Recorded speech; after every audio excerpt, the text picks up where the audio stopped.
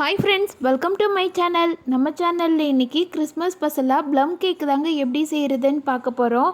கொஞ்சம் கூட டேஸ்ட்டு மாறாமல் பேக்கரியில் கிடைக்கிற மாதிரி ரொம்பவே சுவையாக, அதே நேரம் ரொம்ப ஈஸியாக வீட்டில் இருக்கிற பொருளை வச்சே டேஸ்ட்டாக எப்படி செய்கிறதுன்னு பார்க்க போகிறோங்க. பேக்கரியில் நீங்கள் 1/4 கிலோ ப்ளம் கேக் வாங்கினாலே 400ரூபாலேருந்து 500ரூபா வரைக்கும் சொல்லுவாங்க. வெறும் 150 ரூபா இருந்தால் போதுங்க. ரொம்ப ஈஸியாக, அதே நேரம் 1/2 கிலோ வரைக்கும் ப்ளம் கேக்கு ரொம்ப டேஸ்ட்டாக செய்யலாம். வாங்க அதை எப்படி செய்கிறதுன்னு பார்க்கலாம். இது செய்கிறதுக்கு மிக்சிங் பவுலில் 2 கப் அளவு ஆரஞ்சு ஜூஸ் எடுத்துருக்கிறேன். இது கூட 1 கப் அளவு கிஸ்மிஸ் பழம் எடுத்துருக்கிறேன். இதில் 2 கலரும் சேர்த்துருக்கிறேன். கருப்பு கலரும் எல்லோ கலரும் சேர்த்துருக்கிறேன். செரி ஃப்ரூட்ஸ் 1 கப் எடுத்துருக்கிறேன்.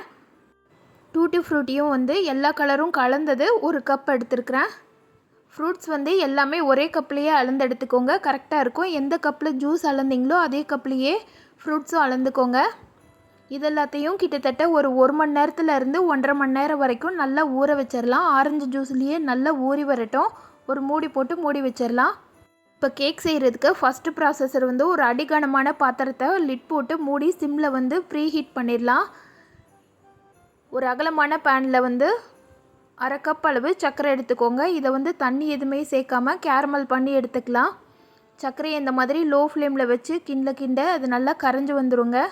நல்லா கோல்டன் கலர் வர்ற வரைக்கும் நல்லா கரைச்சி எடுத்துக்கோங்க. கெட்டி இருந்ததுன்னா நல்லா உடச்சி விட்டு கரைச்சிருங்க. இதுதான் கேக்குக்கு நல்ல கலர் கொடுக்கும். எந்த அளவுக்கு டார்க்காக வேணுமோ அந்த அளவுக்கு நீங்கள் சர்க்கரை பாகை நல்லா கரைச்சி எடுத்துக்கோங்க. இது ஓரளவுக்கு நல்லா கரைஞ்சி கோல்டன் கலருக்கு மேலே திக்கான கலர் வந்துருச்சு. இந்த டைமில் ஒரு 1/2 கப் அளவு தண்ணி சேர்த்துக்கோங்க. ஃபஸ்ட்டு எடுத்தோன்னே ஃபுல்லாக தண்ணியும் சேர்க்க வேண்டாம், மேலே தெரிக்கும். அதனால் தண்ணி முதல்ல கொஞ்சமாக சேர்த்துட்டு மீதம் இருக்கிற தண்ணியை ஃபுல்லாக சேர்த்துருங்க. சேர்த்துட்டு எல்லாத்தையும் நல்லா கலந்து விட்டுடுங்க.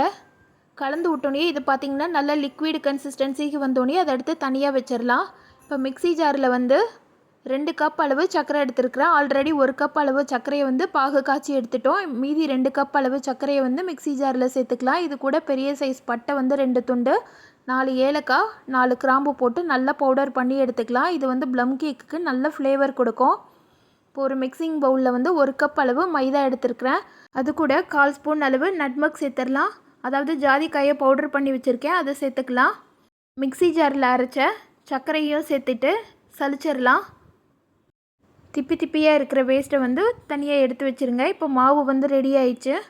இப்போ நம்ம ஊற வச்சுருக்கிற பழம் பாருங்கள், நல்லாவே ஊறி வந்திருக்கு. எல்லா ஃப்ரூட்ஸுமே அந்த ஆரஞ்சு ஜூஸில் நல்லா மிக்ஸ் ஆகி வந்திருக்கு. இந்த மாதிரி செய்யும்போது ப்ளம் கேக்கோட ஃப்ளேவர், அதாவது ஒயின் எதுவுமே சேர்க்காமல் ஆரஞ்சு ஜூஸை சேர்த்து செய்யும்போது அந்த ஃப்ளேவர் அப்படியே கிடைக்குங்க. நார்மலாக பார்த்திங்கன்னா ப்ளம் கேக்லாம் ஒயின் ஊற்றி தான் செய்வாங்க. நம்ம இன்றைக்கி வீட்டில் செய்கிறதுனால ஆரஞ்சு ஜூஸில் செய்கிறோம். டேஸ்ட்டு துளி கூட மாறாது. அதே ஒயின் டேஸ்ட்டில் ரொம்பவே டேஸ்ட்டாக இருக்கும். நம்ம இன்றைக்கி முட்டை எதுவுமே சேர்க்காம தான் செய்திருக்கிறோம்.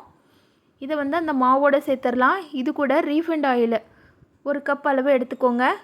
அதே ஈக்குவல் குவான்டிட்டி பாலும் 1 கப் எடுத்துக்கோங்க. இது கூட நட்ஸு பார்த்திங்கன்னா பாதாம் பருப்பு 1 கைப்பிடி அளவு கட் பண்ணி வச்சுருக்கிறேன், அதை சேர்த்துக்கலாம். அதே மாதிரி முந்திரி பருப்பும் பொடி பொடியாக கட் பண்ணி வச்சுருக்கிறேன், அதையும் சேர்த்துக்கலாம். 1/2 ஸ்பூன் அளவு பேக்கிங் பவுடர் சேர்த்துக்கோங்க.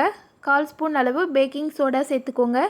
இதெல்லாத்தையும் சேர்த்துட்டு நல்லா மிக்ஸ் பண்ணி விட்டுடுங்க. மெஷர்மெண்ட் எல்லாமே நான் சொன்ன மாதிரி எடுத்துக்கிட்டிங்கன்னா உங்களுக்கு கேக் ரொம்பவே பர்ஃபெக்டாக வருங்க. ரொம்ப சாஃப்டாக இருக்கும். எல்லாத்தையும் சேர்த்து நல்லா ஒரு முறை கலந்து விட்டுடுங்க. இதெல்லாம் கலந்ததுக்கப்புறமா நம்ம ரெடி பண்ணி வச்சுருக்கிற சர்க்கரை பாகை இது கூட சேர்த்துடலாம். சர்க்கரை பாகு கரைக்கும் போது நீங்கள் தண்ணியோட அளவு நான் சொன்ன மாதிரி கரெக்டாக சேருங்க. ரொம்ப தண்ணி சேர்த்திங்கன்னா மாவு எக்ஸ்ட்ராவாக சேர்க்குற மாதிரி இருக்கும். பாருங்கள், சர்க்கரை பாகு இந்த அளவுக்கு நல்லா திக்காக இருக்கணும். அதையும் சேர்த்துட்டு நல்லா மிக்ஸ் பண்ணி விட்டுடலாம். மாவு மிக்ஸ் பண்ணும்போது கொஞ்சம் கூட கெட்டி இல்லாமல் நல்லா மிக்ஸ் பண்ணி வச்சுக்கோங்க. நல்லா ஒரு திக்கான கன்சிஸ்டன்சியில் இருக்கணும்.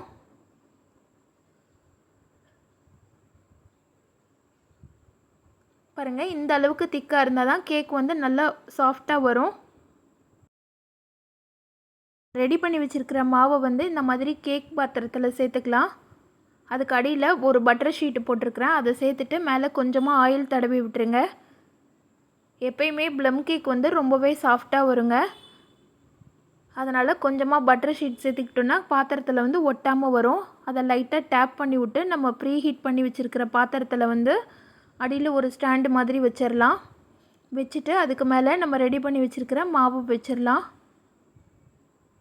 இதை வந்து லோ ஃப்ளேமில் வந்து ஒரு 30லேருந்து 40 நிமிஷம் வரைக்கும் குக் பண்ண விடலாம். இடையில திறந்துட்டு மேலே வந்து டெக்கரேஷன் பண்ணுறதுனா நீங்கள் பண்ணிக்கோங்க. நான் மேலே வந்து நட்ஸும் செரி ஃப்ரூட்ஸும் போட்டு டெக்கரேட் பண்ணி வச்சுருந்தேன். கேக் வந்து ஒரு 20 மினிட்ஸ் குக் ஆனதுக்கப்புறமா பண்ணிங்கன்னா மேலே கரெக்டாக செட் ஆகி நிற்கும். இப்போது ஒரு 45 மினிட்ஸ் கிட்டே ஆயிடுச்சு. ஒரு ஃபோக்கோ இல்லை ஒரு குச்சியோ வச்சு கேக்கில் நடுவில் குத்தி பாருங்கள். கரண்டியில் துளி கூட ஒட்டாமல் வந்ததுன்னா கேக் வந்து ரெடி ஆயிடுச்சுன்னு அர்த்தம். இதை ஒரு அரை மணி நேரம் கிட்ட நல்லா ஆற வச்சுருங்க. ஆற வச்சதுக்கப்புறமா நைஃப் வச்சு ஓரத்தில் நல்லா எடுத்து விடுங்க. நான் நைஃப் வச்சு எடுக்காமலே நல்லா ஈஸியாக வந்துருச்சு. இதை வந்து வேறு ஒரு பிளேட்க்கு மாற்றிக்கலாம்.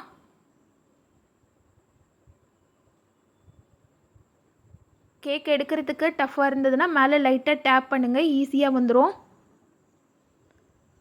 நல்லா ஆறுனதுக்கப்புறமா எடுத்திங்கன்னா கேக் வந்து பாத்திரத்தில் ஒட்டாமலே வந்துடுங்க. நம்ம பட்டர் ஷீட் போட்டிருக்கிறதுனால துளி கூட ஒட்டலை.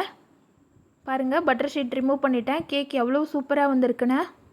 செரி ஃப்ரூட்ஸும் அந்த கிரேப்ஸும் சேர்ந்து நல்ல ஒரு டேஸ்ட்டில் ரொம்பவே சாஃப்டாக அருமையாக வந்திருக்குங்க. ஸ்மெல்லும் அவ்வளவு சூப்பராக இருக்குது. இந்த டேஸ்டான ப்ளம் கேக்கை நான் சொன்ன மெத்தடில் நீங்களும் உங்கள் வீட்டில் செய்து பாருங்கள். செய்து பார்த்துட்டு எப்படி இருந்துச்சுன்னு சொல்லிவிட்டு கமெண்ட் பண்ணுங்கள். இந்த வீடியோ பிடிச்சிருந்ததுன்னா இந்த வீடியோவுக்கு லைக் பண்ணி சேனலை சப்ஸ்கிரைப் பண்ணிவிடுங்க. Thank you friends.